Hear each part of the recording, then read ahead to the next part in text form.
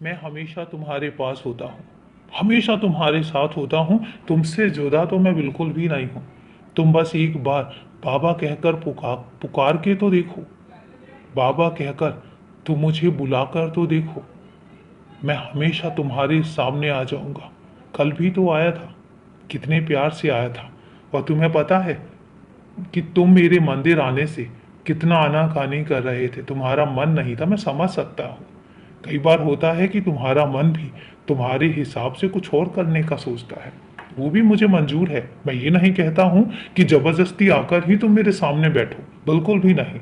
जब तुम्हारा मन करे, लेकिन उसके बाद मेरे बुलाने पर तुम आए।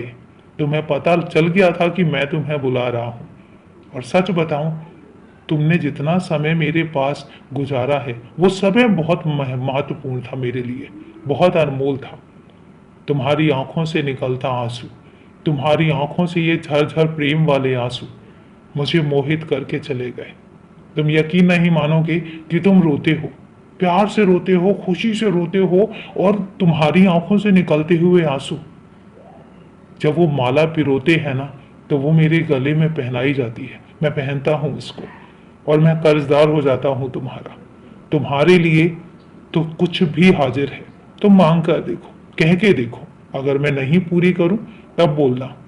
तुमने जब भी मुझे बुलाया था, मैंने जवाब भी दिया था और अपने होने का एहसास भी कराया था।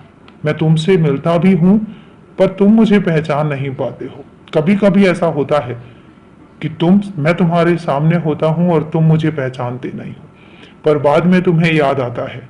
पर हाँ, तुम सही समझ पाते हो। ये हमारे प्यार की सही परीक्षा है।